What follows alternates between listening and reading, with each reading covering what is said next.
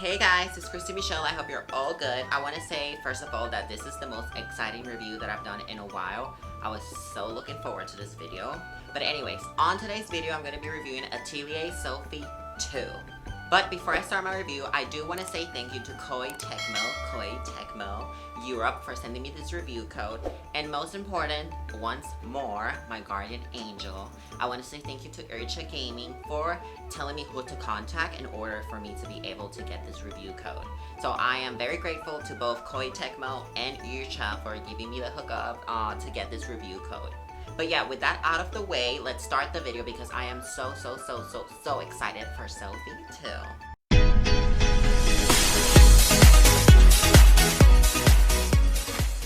Atelier Sophie 2 and the Alchemist of the Mysterious Dreams takes place years after Atelier Sophie 1, which if you guys remember, it's Atelier Sophie and the Mysterious Book. So I guess they continue with the Mysterious trilogy or saga per se. So this one takes place years after Atelier Sophie 1, and so Plakta and Sophie stumble upon this giant mysterious tree that ends up swallowing them, and they end up separated in this dream world. And that's basically how the story begins. You guys know that I don't like spoiling the story, so I'm not gonna say too much about it, but that is basically how the story begins in Atelier Sophie 2. Now, it's important for me to say that if you don't know the story of Atelier Sophie 1, this game actually included something called the story so far.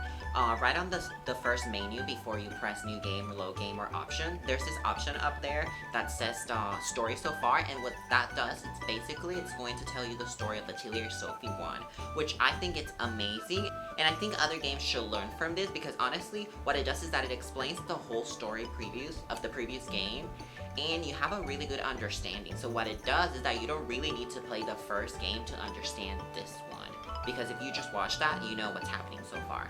I mean, I still do recommend that you play Atelier Sophie 1 just because I love it, and I'm a little biased, but you don't have to enjoy this one. So the game takes place in the town of Roytel. Roytel is basically like a dreamland, somewhere where people who have dreams go to live. It's almost like a fairyland, like a magic tale, something like that. The game, it's almost like every other Atelier games where you basically have to craft items, gather materials, synthesize in your atelier, which I love that about Atelier games. They're just very relaxing for me to just gather materials. I think I'm addicted to just gathering materials. But anyway, so you do have to go to different areas in the map and gather materials to progress with the story. Now, talking about the map is so big and so organized. They actually added fast travel on this one as well. And what I like about this map is that actually before you choose where you want to go in the map, it's divided by like subdivisions when you press, and it also tells you what kinds of material you can get in that map, whether it's like daytime or nighttime, and what kind of weather. And that also includes what kind of gathering materials and what kind of monsters you will encounter in the map. So that's something that I really enjoy because it makes it easier for me to know where I can gather the materials without having to Google it.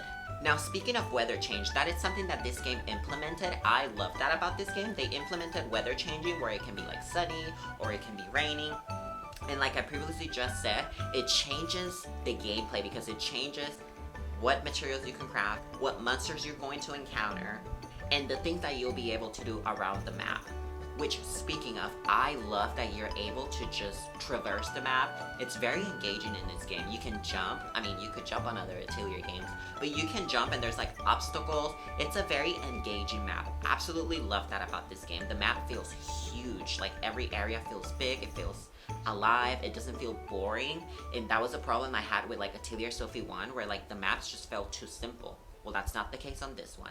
It is very smooth, very beautiful, and very engaging. Now, the roster of characters is absolutely beautiful. I love the characters in this game, and what I really love about the characters in the game is that there's a lot of character development. They don't feel like just extra characters, like they're just there to be there and help you. They actually have their own personalities, and I actually enjoy them. There is no returning characters other than Sophie and Plakta, but the new characters are actually very cool. I had a lot of fun with them, especially Alette. Little side note between me and you, I need to consult my surgeon because she put me in shame with those knockers. But anyways, they also do mention previous characters from Atelier Sophie 1. They do mention them a lot in the story, like her reminiscing and remembering them. Love that too because I was very attached to the characters on the first one. So it was a good add-on that they actually mentioned previous characters.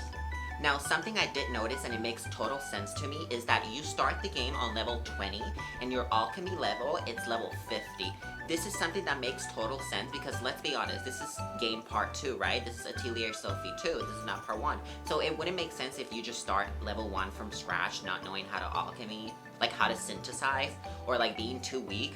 I mean, you do start at level 20, but that doesn't mean you're like overpowered because you can still die. The game is not too easy. But like I said, I think it was something really good that they added. Something you can do like previous Atelier games, especially Atelier Sophie 1, is that you can actually customize your character, like the skills, you can actually upgrade them, like the HP, the MP, the speed, stuff like that, you can actually upgrade it, which is amazing that they still kept that in this game. Now, before we go on onto the battle system, I do want to say, before I forget, that the gathering was super easy and the baskets somehow felt bigger. One of my biggest problems in previous Atelier games was the fact that I was always gathering and gathering and gathering, but like I always felt like it was never enough, like the baskets were just too little.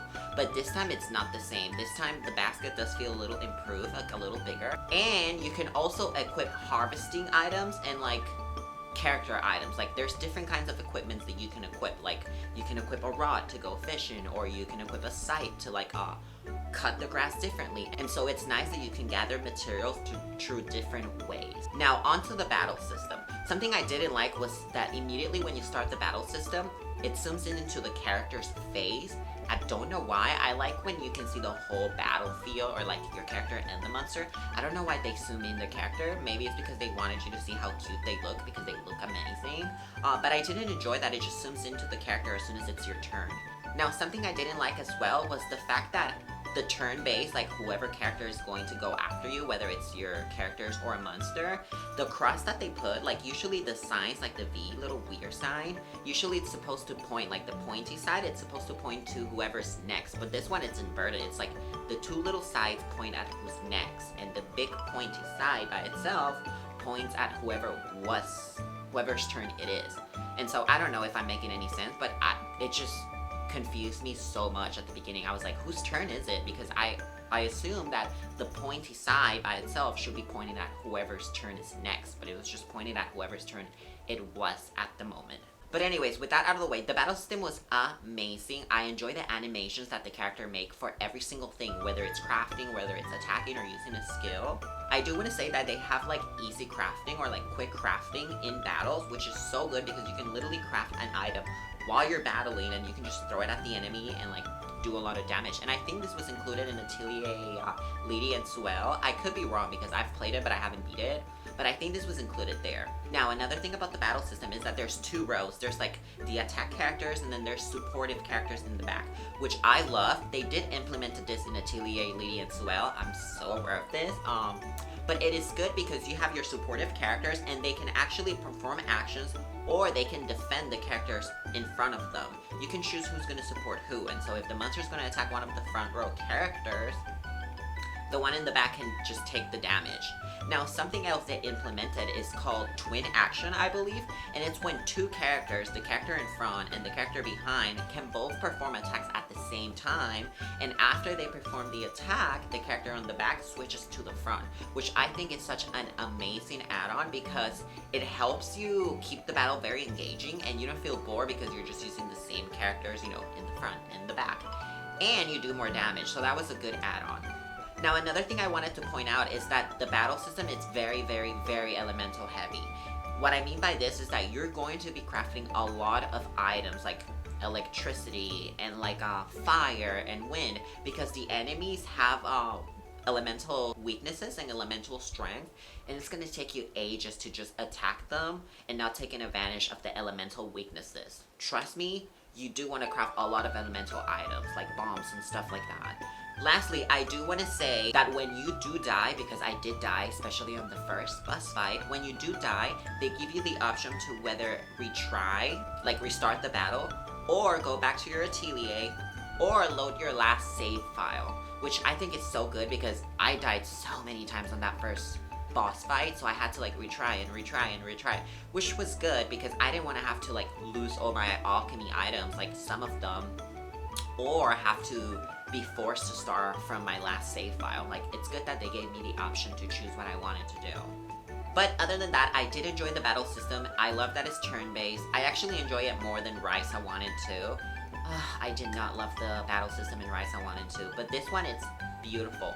And I like that they added animations. Like, the characters' animations in this game are so amazing. Like, their eyes move. I don't know what they did with the eyes or like the faces, but they're more expressive, and I love that about the game. Now let's speak about graphics and performance. I love that they added animations to the face. Like, the characters this time around move their eyes, they have expressions like happy and all of that. They did implemented this in Lulua, but it wasn't as heavy as it is now. I love that about the graphics and the performance. I mean, the graphics. I love that about the graphics. It just makes the game feel more alive and also more engaging. It just makes you like the characters a little bit more. Now, with that being said as well, the graphics in this game are the best graphic in any Atelier game. Hands down, this game has the best graphic on any Atelier games. Everything looks so beautiful, especially the sky, the environment, the town, the characters. Everything looks so smooth, so nice. I love this graphics. Also, I wanted to point out, I forgot to say this about the battle system. Back to the battle system, I apologize. I forgot to say that you can actually change the weather in the battle per se. You can change the weather playing the maps, and you can change the weather in the battle. And that helps you because it adds element weaknesses to the enemy. Because some enemies are stronger when it's sunny or when it's raining. And so it's a good add-on that you can switch the weather while in battle. I did forget to say that, so I do apologize. But to finish graphics and performance, the graphics of the game are beautiful, and the performance, I had no issues. However, I did have a really long load at the beginning of the game, right before you start anything. Once you press the switch game, like to load the game, to start the game, that initial load is so long. Like, it takes ages. I mean, there's nothing wrong with a long load here and there, but like, it was a little bit annoying. But yeah, other than that, the game ran perfectly fine on. I had the Switch version. I had no issues. Even when you transition from like the map to the battle, it was such a smooth transition. The graphics was beautiful. There was no performance issues, no frame drop, nothing of that. Honestly, graphics are beautiful, performance is beautiful. Now let's speak about the pros and the cons of the game. Let's start with the pros. It'll be unfair for me not to add this to the pros, but the graphic on this game are one of the biggest pro of the game. They look so beautiful. Honestly, the character design, the environments, everything about the game looks so beautiful. And so to me, the graphic, it's a pro. Another thing, it's the music, especially the boss music. I'm a sucker for boss fights music in every other game, but this game is not the exception. The music on the boss fights is beautiful. I mean, the music overall, it's beautiful, but mostly in boss fights.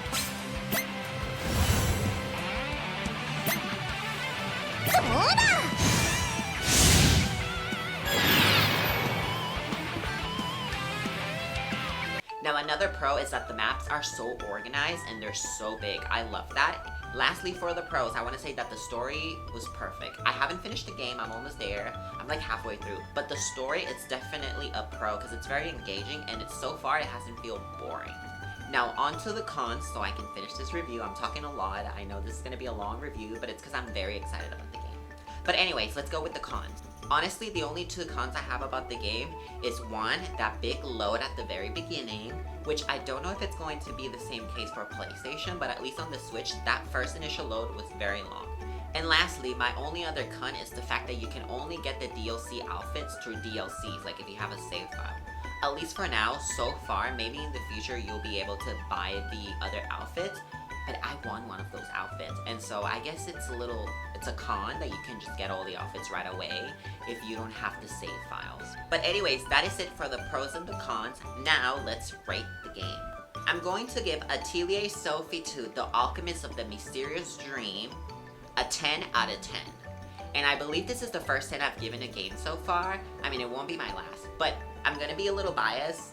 I love Atelier games, especially Atelier Sophie was my first. That was like my Atelier virginity. And so I do love the fact that Sophie is the main character. But other than that, without being biased, the game was so beautiful. It's the best Atelier game out there so far. The graphics were beautiful, the story's beautiful, the battle system is amazing, the gathering, the maps, it's so engaging. Hands down, this is the best Atelier game, and I recommend it to everyone. So yeah, I'm gonna give it a 10. Whew, so much talking. I apologize. I know I've been talking forever, but I was so excited for this review. But anyways, that is it for today. I hope you guys enjoyed the video. I hope you guys try the game because I'm being completely honest. This is a really good game and I recommend it to everyone. Once more, I want to say thank you to Koei Tecmo for sending me the review code. And I also want to tell you guys to like my video, comment down below, subscribe to my channel, you know, all that G's, all those things. And that's it. I love you guys so, so much, and I'll see you on my next video.